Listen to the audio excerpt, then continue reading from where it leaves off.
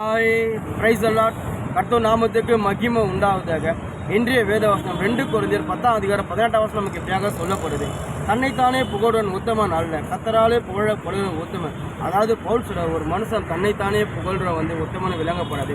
ஒரு மனுஷனை குறித்து கர்த்தரே அவனை கர்த்தர் அவனை புகழும் போது அவன் உத்தமனா விளங்கப்படுவான். அது மட்டும் அவனை கர்த்தர் ஒரு உயர் சதத்தில் கொண்டு போக சொல்லி அழகாக பவுல் சொல்ல. ஏன்னா பவுலோட வாழ்க்கையில் பார்த்தீங்கன்னா பவுல் தன்னைத்தானே உயர்த்தினார்.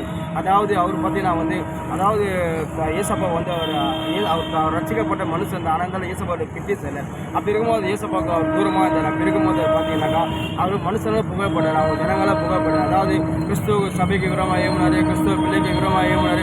இந்த சுவிசேஷத்தை அதாவது குற்றம் கண்டுபிடிக்கிறது அப்படியே தீர மனுஷன் எல்லாவற்றிலும் வந்து முழுமையாக கிறிஸ்து விரோதமாக ஏமுன மனுஷன் அவங்க ஜனங்களாக அவர் புகழப்படுறார். அவரே அவர் தனித்தானே புகழ்ந்தார்.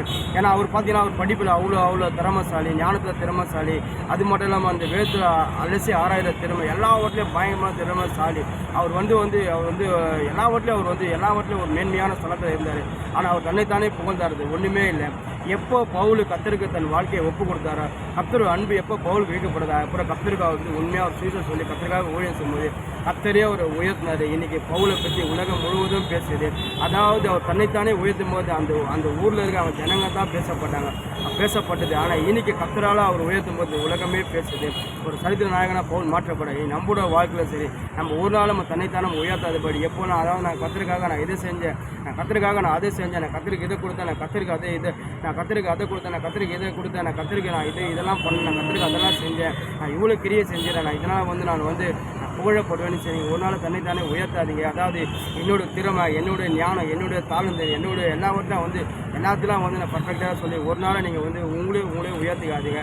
அது ஒரு நாள் வீணாகாது. பவுல் பார்த்தீங்கன்னா பயங்கரமான ஒரு எல்லாவற்றிலும் தேர்ந்த மனுஷன். அவர் தன்னைத்தானே உயர்த்தல் ஒன்றுமே புரோஜனம்னு சொல்கிறாரு. ஒரு மனுஷனை நீங்கள் கர்த்தருக்கு பிரியமாக இருந்து கர்த்தருக்கு நீங்கள் உண்மையாக கர்த்தருக்கு நீங்கள் உத்தமனாக இருக்கும்போது கர்த்தரே உங்களை உயர்த்துவார். கர்த்தரே உங்களை உயர்த்தினாரா, அவரே உங்களை உயர்த்தி அவரு உங்களுக்கு ஒரு புகழ்ச்சியை கொடுத்து உங்களுக்கு ஒரு சர்டிஃபிகேட்டை கொடுத்து அவர் உயர்த்தினாரா, உங்களை ஒரு சரித்திர நாயகனாக உங்களை உயர்த்துவார். அது மட்டும் இல்லாமல் அவளை பற்றி நீங்கள் உலகம் பேசுது, உங்களை பற்றி உலகம் முழுவதும் பேசப்படும்.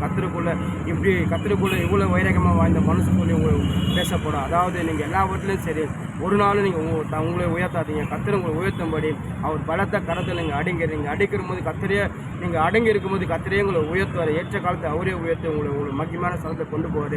யோபு பார்த்தீங்கன்னா எல்லாவற்றிலும் உண்மையாக கர்த்தருக்கு உண்மையாக இருந்தார், எல்லாவற்றிலையும் பர்ஃபெக்டாக இருந்தார். ஆனால் கர்த்தர் யோபுக்கு பார்த்து கர்த்தரே சரி எல்லாவற்றிலையும் உண்மையாக இருக்கேன் என் புல்லுன்னு சொல்லி கர்த்தர் யோபு பார்த்து சரி கொடுத்தாரு. யோபு கர்த்தரை உயர்த்தினார். நம்மளோட வாழ்க்கையில் சரி, நம்ம ஆண்டோட பிள்ளையாக இருக்கும்போது கர்த்தருக்காக ஊழியம் சரி, கர்த்தரோட சுத்தம் செய்யும்போது நம்ம எல்லாவற்றிலும் சரி கர்த்தர் பார்வைக்கு நம்ம உண்மையாக உத்தமனாக இருந்தாக்கா, நீதியாக இருந்தால் கர்த்தரே நம்மளை உயர்த்தி ஒரு நல்ல நன்மையில கொண்டு போய் அவரே நமக்கு புகழ்ச்சி கொடுவாங்க. ஒருபோதும் கைவிட மாட்டாங்க.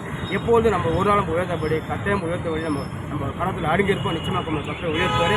அவர் நம்ம ஒருபோதும் கைவிட மாட்டாங்க. ஆமென்.